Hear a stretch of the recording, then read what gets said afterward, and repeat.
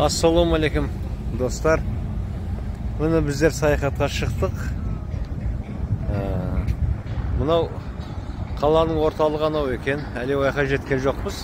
Теңіз, Персидский залив дейді. Мына жолға қараңыздаршы. Бүткіл жолы қаланың ішінде осылай.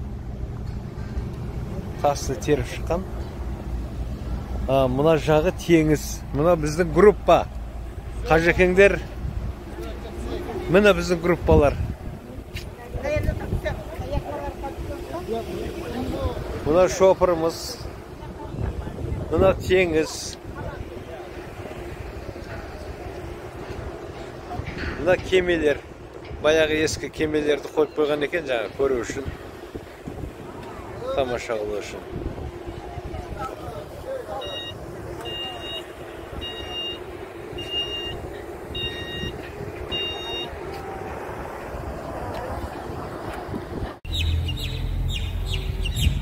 Бұл Доха қаласы тек туризм тартуға барын әрекетін жасап жатыр екен негізінде. Туристер ішілей айтқандай көп емес, Дубай сияқты. Енді қолға алып жатқан қала екен. Әйелдері мынау сияқты қара киім киеді, еркектері ақ киім киеді екен. Қараңыздар.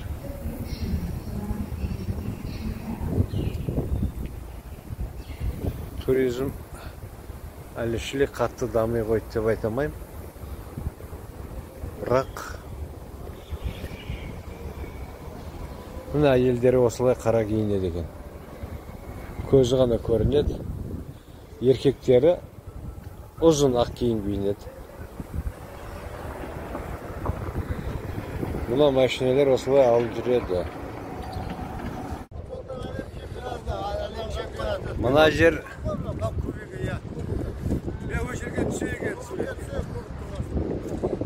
22 жылы футболдан әлем чемпионаты өтті.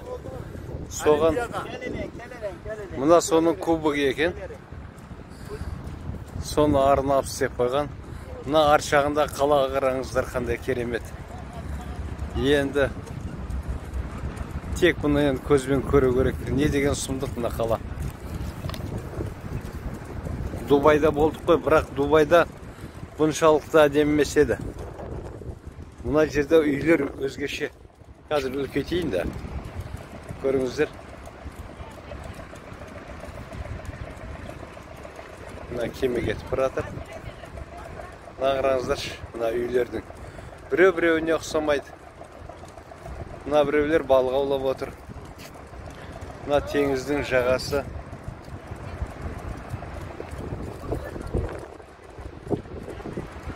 Айнала толған кеме. Кемеге енді ертең мінеміз енді. Міне құрметті достар. Міне Доха қаласы. Мына кереметті қараңыз. Қонақ үйлер екен осының бәрі. Мына сыртын оюлап, сеткімен қалай жасап шыққан десеңізші. Мына қарашы мына үйлерге. Ne деген адам жерлерді Құдайға шүкір. Ең соңғы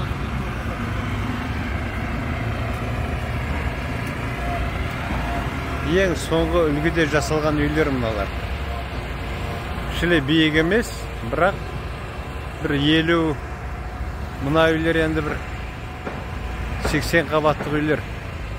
100-ден аспаған ешқайсысы. Бірақ өте керемет жасаған. Мына полицейский.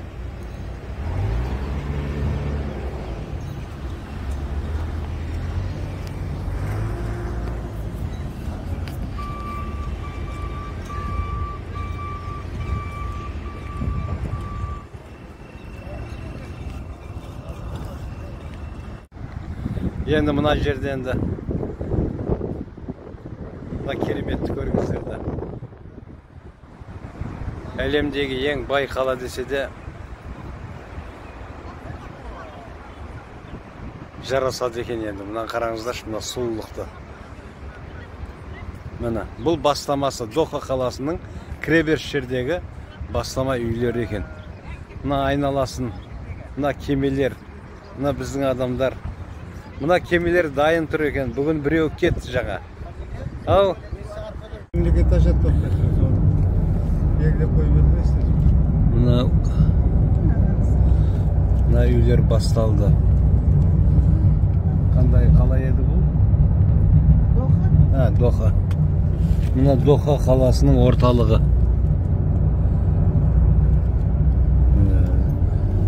Бұлай, мына мәшинеден көрінбей жатыр. Жалпы.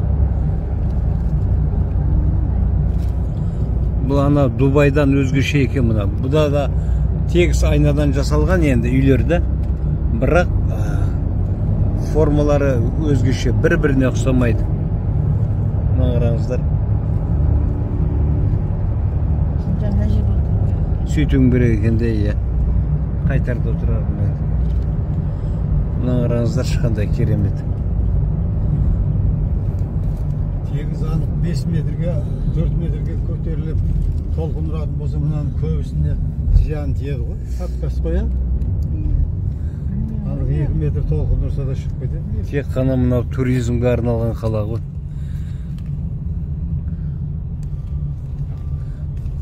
Байлықты аямаған, барлығын жұмсаған, өте сұлу қылып істеген барлық жерді. Мұны қазір келді көрсетемін сіздерге. Ассалаумағалейкум достар. Мынау Өзем деген діни орталық екен.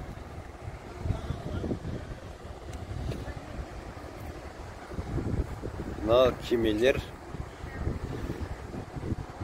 кемелердің бәрі саяхатқа арналған ғой негізінде. Үстінде шатырлары бар. Мына біздің туристер, біздің адамдар. Мына екі мәшинеміз, мына шопыр жігіттеріміз. Мінеке.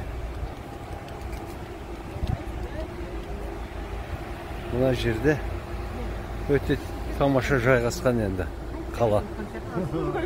Нерде сансыз кемелер тұр. Нерде паромдар тұр мына. Ана аяқпенен қозғап жүргізетін.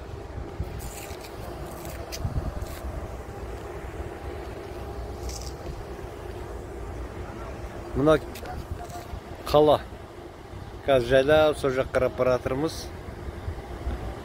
Негізінде Катар деген айналасын бар мына теңіз. Құдай бір берген мемлекет қой енді. Осының астынан газ, мұнай шығып жатыр. Соның арқасында осындай дәрежеге көтерілген. Бірінші Алла, екінші жақсы президент келген. Сол президенттің арқасында осындай биікке, осындай дәрежеге көтерілген. Болмаса өте кедей қалып болған бұлар. 71 жылға дейін өте кедей болған. Содан кейінгі көтерілген жағдайы. Құрметті достар, біз негізінде өз жерімізді қадірлеп құрметтеуіміз керек екен. Алла Тағала бізге соншама байлық беріпті. Мына қараңыздар да. Мынау жердің астын бәрі тамшылатып суғаратын екен. Мына топырақты басқа жақтан алып келген. Бұл жер негізі құмды жер. Берге ешқандай шөп шықпайды екен. Соның арқасында мынау топырақты төсеп, соның үстіне гүл еккен ғой. Мына ағашты жақында отырғыздық дейді. Жел көп болады дейді, мына байлап қойыпты жан-жағынан. Сөйтіп, бұған қаншама қаражат кетеді дейді мынаны өсіру үшін. Бізде өзінен өзі өсіп жатыр ғой ағаш деген. Сол үшін өз жерімізді құрметтейік.